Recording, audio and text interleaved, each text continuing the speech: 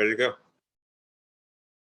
Hey, what's up, guys? Ethan Gladwell here with Medicare Millennials. I brought on somebody special today to kind of go over their experience here in the industry. Today, we have Brandon Ibarra with Top Tier Insurance out of San Antonio, Texas. Brandon, how are you doing today? Doing good, man. I appreciate you having me on. Absolutely.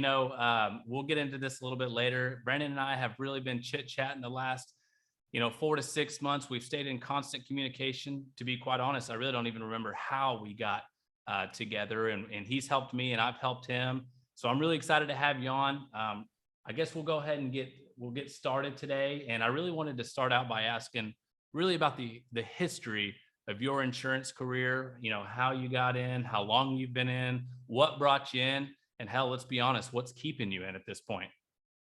Okay, yeah. So to keep it as short as possible, basically, I started out as a captive agent, a captive life insurance agent for a company by the name of American Income Life. This was back in the summer of 2019. And it was quite a bit of a shock for me because it was actually my first job straight out of college, and so having no prior experience in sales, doing cold calls, door knocking, all that stuff was kind of a lot for me at the time. I had a conversation with my partner earlier, and we realized that it was kind of a shock for us, but that's actually how I got into the insurance realm. Um, Cool. I didn't know that. yeah, I was there for about a year or so, and then I guess divine timing, I was able to discover Medicare.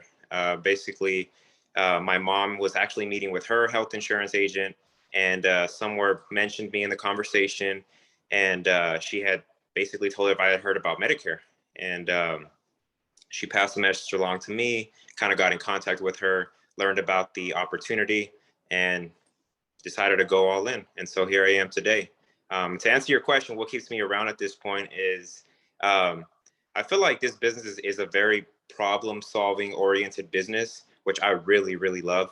Sometimes things don't go as anticipated, but I'm passionate about solving problems for people, and I love helping people. So, and then obviously, building up a foundation of renewals is great too. So, Absolutely. It's funny you mentioned kind of just being thrown in the arena there. I don't think I've ever told my story of before I was in Medicare sales. As my first job outside of college, I went into the oil field, and okay. my family has been in it all of my life. Now, that didn't mean that I was educated in it. That didn't mean I knew up from down. In fact, I didn't know what like a bolt was, right? Or a nut or anything like that. And so I went into industrial sales, my very first job out of college. And like you had mentioned, it was just like throwing you in the arena. I kind of faked in the interview. Of course I could sell. I felt that I was good with people, but Yeah. when they asked me a little bit more like on, how much do you know about oil field sales? I was like, family's been in it forever, man. I know it. And it was just a blatant lie. I had no clue. So really, I attribute my success in the oil field during my short career there to just being able to get out there, knock on doors, kind of like you were talking about, shake hands, not being afraid of rejection, and really just building those relationships. And I think that what I learned there really carried over into insurance and Medicare sales. So really good story there. And so I know you said you'd found Medicare kind of while some agent was sitting down with your mom there. I think that's incredible. It's nice that you kind of had experience in selling life insurance and then getting into the Medicare arena. I find that the best Medicare agents are ones that have sold life insurance first. I tell people all the time that I think it's super easy to get into, or to really apply everything you've learned in the life insurance arena and apply it there into the Medicare arena, because you've learned how to knock on doors, you've learned rejection, you've learned how to book appointments, you've learned how to sit down with people and things like that. So the fact that you had that, man, that's pretty neat there. So with that being said, we're going to tailor this a little bit more towards Medicare versus the life insurance.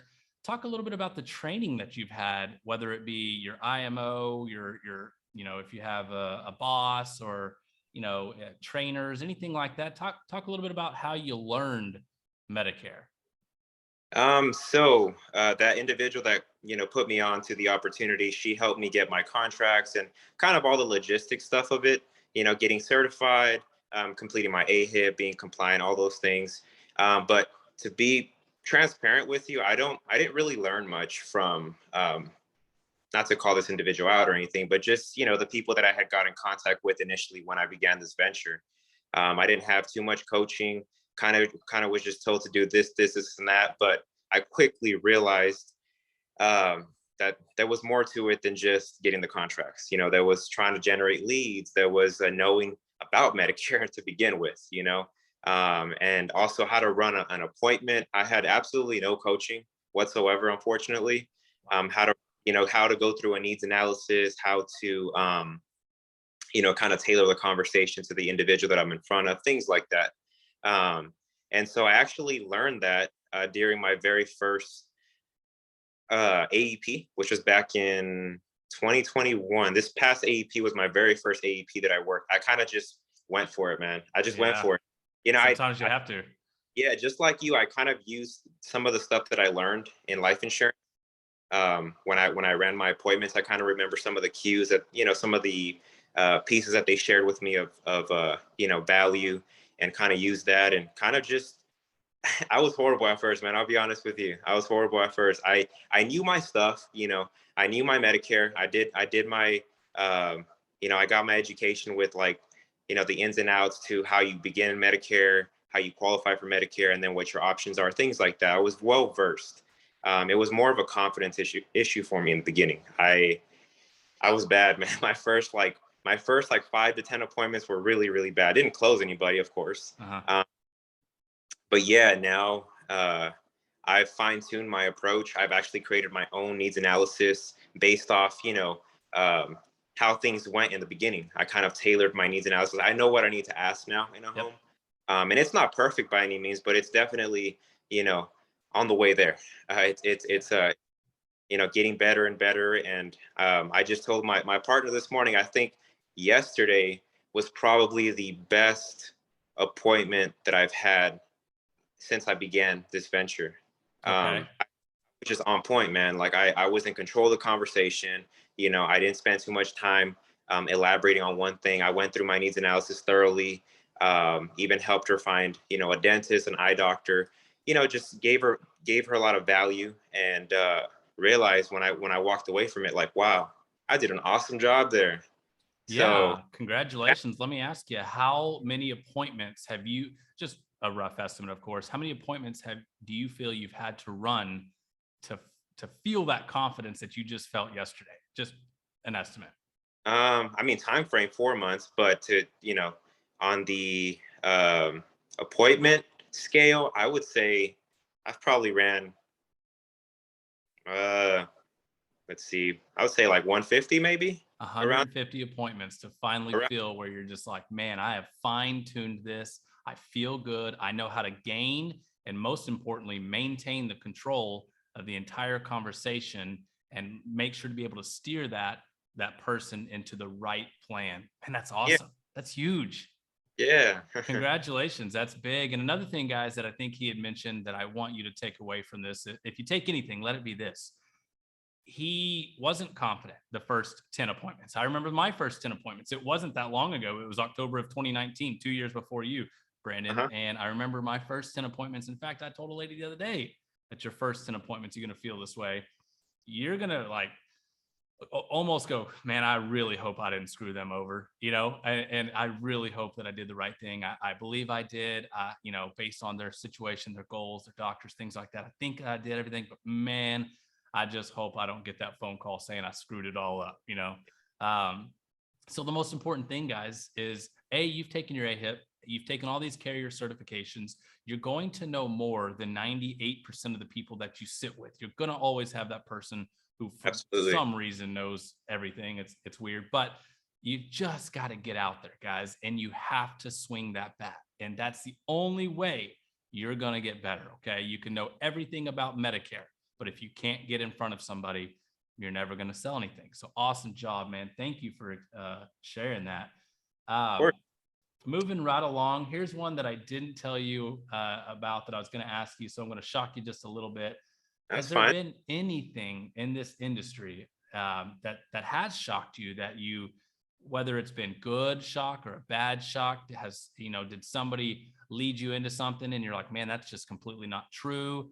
Has there been anything that you have just been like, whoa, that is not what I was expecting? Um, yeah, so I actually this past month, April, to keep it short, my first 3 months of being in this industry full time were great.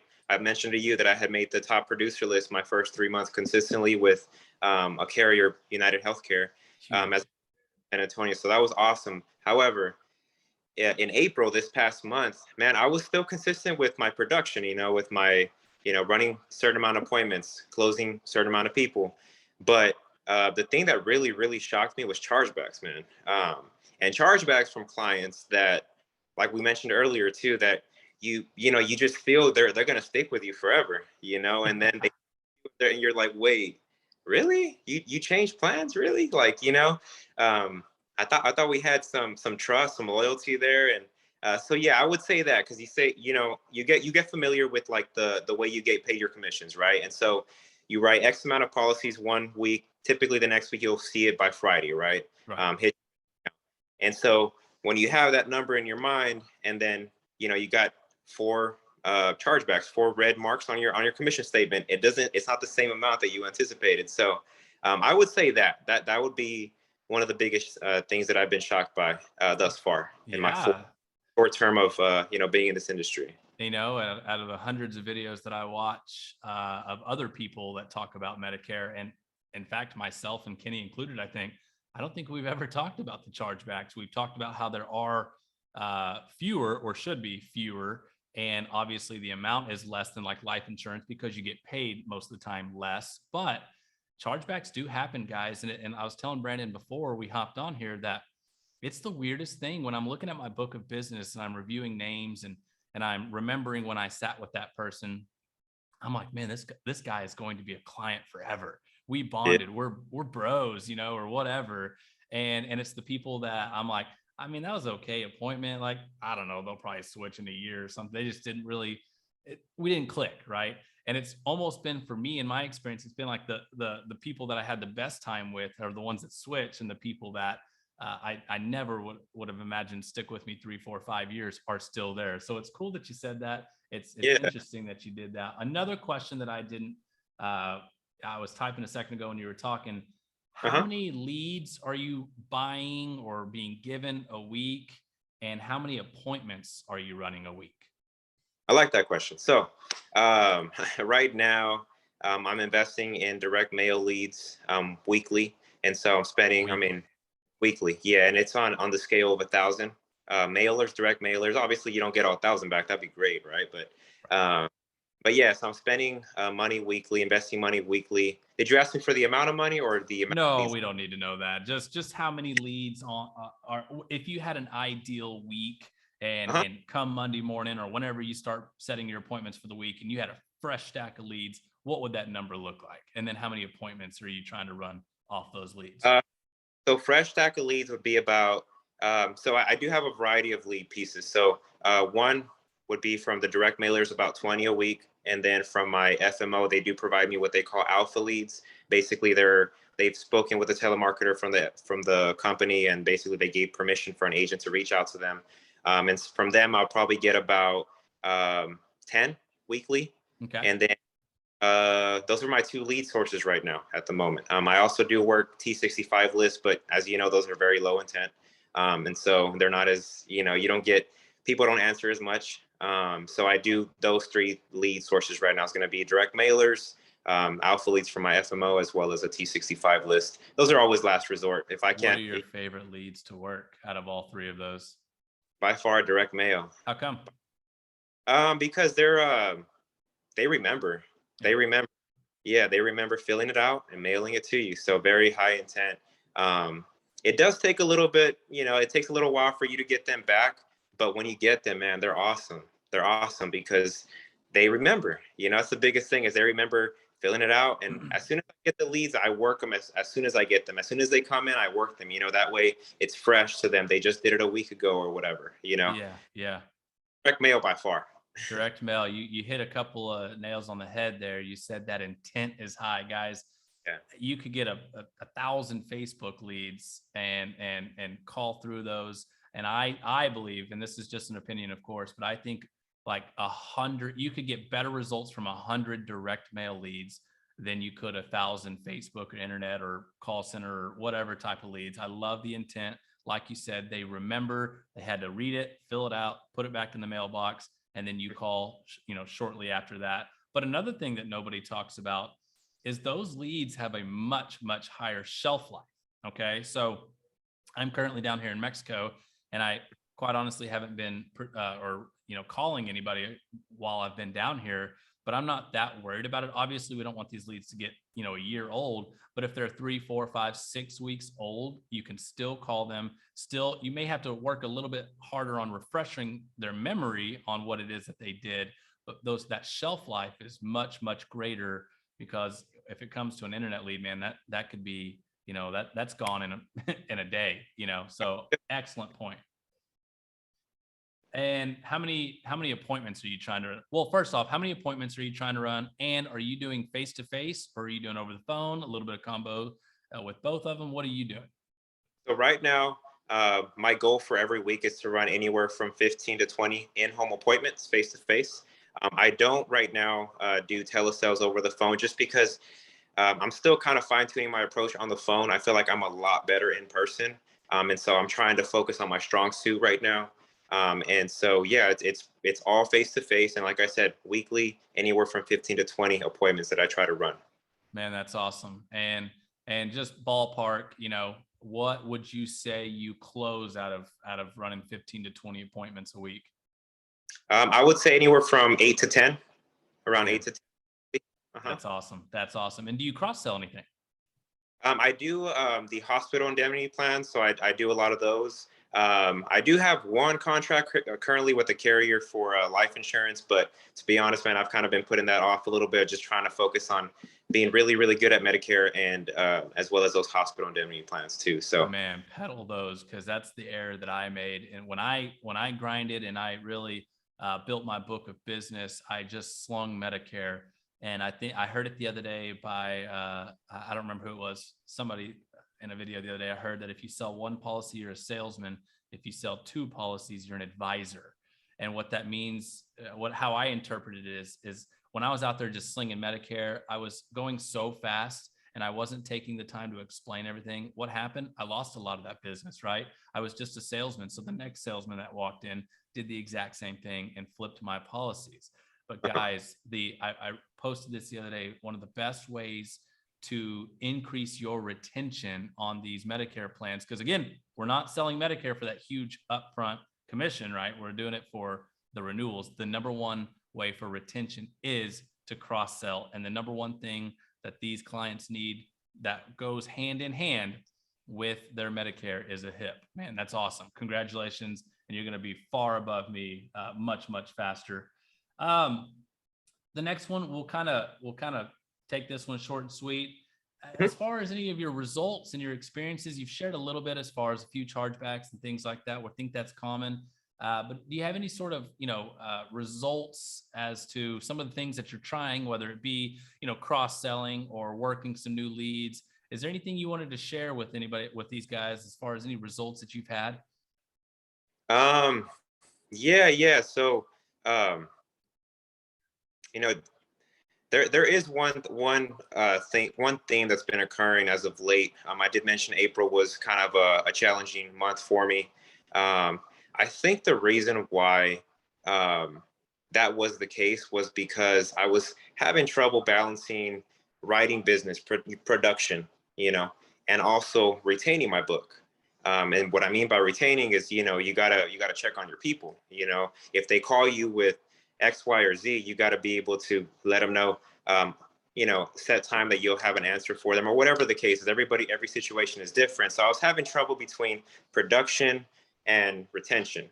And so something that I'm trying right now that I feel is gonna set me up for the long haul is I've kind of restructured my whole process when it comes to retention. So um, I started sending out birthday cards to my clients on their birthday. So I actually have them in my calendar. Every single person that I enroll, I put them on my calendar for their birthday, give them a call the day of their birthday, and I'm also send them a birthday card as well. Um, and then too, I also in my calendar, I'll also make sure that I follow up with them at some point during their effective month to make sure that they received, their insurance card, their OTC card, everything like that for their plan.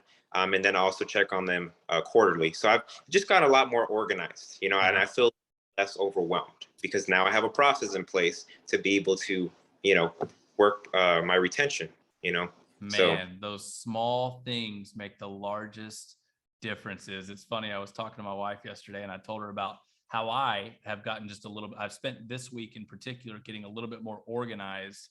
And really, ultimately, what it's done for me is it's reduced a lot of anxiety. I'm Yeah. going to be able to take care of my clients better.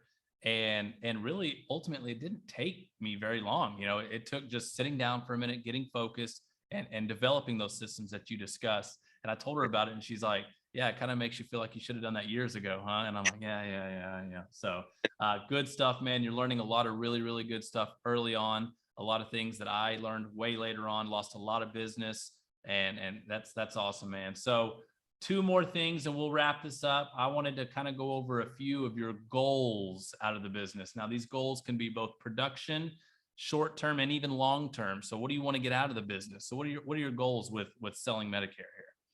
So being that this is my first year doing this full time, like I mentioned, I'm 4 months into it full time. My goal for this year is to build a really, really solid foundation. That way, not to say that I'm not going to work as hard next year, but I at least have some kind of passive income to be able to hopefully invest some time into bringing agents on board next year. This year, like I said, it's going to be me solo, just doing it myself, writing as much as I can, building up a strong foundation, and then God willing, next year be in a position where I can, bring some agents on board, kind of coach them up after you know, I'm a, a product of the system that I'm going to share with them. So I'm really focusing this year, like I said, on the foundation as well as my systems, my process, trying to fine tune the approach. That way, at some point I can bring somebody on board, like I said, God willing, next year, and then kind of just move like that. I would also like to bring somebody on board to help with like the service work, calling leads, as well as I find myself, I don't know, I guess it kind of makes sense. The more people, the bigger your book of business is, the more service work you might have to do. Yes. And so I'm quickly finding out that there's, like I said, you got to find that balance between production and, making sure that you're on point with your retention as well with your book. So yeah, I would like to hopefully bring somebody on board as well for that next year. That way I can have and yeah, I would say that's my short-term goal. Okay. Sorry, What's that? did I go out there in the You video? cut out a little bit, but not 10 seconds, maybe. I think it was a client of mine. I just sent it to voice. happening right now, right? Absolutely. But yeah, that's my short-term goal, and then obviously my long-term goal is, just have. I would love, because I think back to my life insurance days, and I remember, not that they weren't coaching me in the right way, because people were making big money there. It had nothing to do with that, but I would like to really coach up some agents of my own and really, really empower them. That's my long-term goal. You know. Bingo. Bingo. Absolutely. Yeah, and a Pay it byproduct of that forward. would be renewals, but ultimately it's empowering other people to, do what it is that you do Yeah. in the same way you had that opportunity at one point as well. So Absolutely. yeah. Absolutely, man. Those are awesome goals, man. Pay it forward, help the next guy. I tell everybody all the time what I was given that information for free. And what I mean by that is how to scale up and really build a really good, solid book of business. And so I feel it's my duty to pass that knowledge on. And that's really what we do with this channel.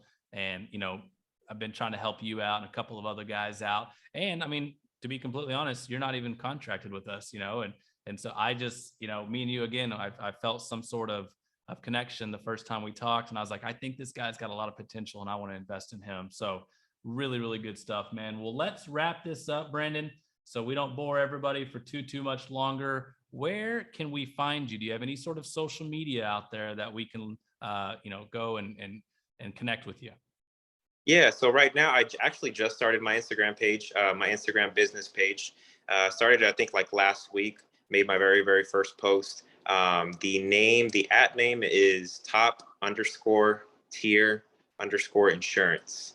I think that's correct. But yeah, I just started it like last week, and my goal with it is to kind of share the opportunity with other people. I think it's a very unique opportunity that a lot of people have never heard of. And so that's basically the goal of the page, is to kind of put people onto, the Medicare space, and, being, building up a foundation with it. Letting them know the opportunity. And most people don't know about it because we're not screaming about it loud enough. And in Yeah. fact, we were sitting at the pool yesterday and told my wife that we were doing this interview, and I was like, man, I love the name of your Instagram handle, the top tier. So that's awesome there. So all right, guys. Well, Brandon, I appreciate you coming on today, guys. I hope that we have learned something. Again, I enjoyed bringing an agent who's less than 6 months in the business. We're running into, or Brandon, you're running into things that I've probably ran into as well, but have forgotten about. I don't remember all the struggles that came with being a brand new agent. Thank you so much for sharing everything with us. And again, guys, make sure to hop on Instagram and start following Brandon. He's going to start putting out a bunch of really cool content. I'm going to make sure that he stays consistent with that. Brandon, any final words, my friend? No, just thank you so much for not just having me on today, but also, the advice that you've given me thus far, man. It's really changed the game for me. And so thank you. And then also thank you for having me on today. I really appreciate it. You're very welcome. You take care. All right. We'll see you All guys. right. Take care.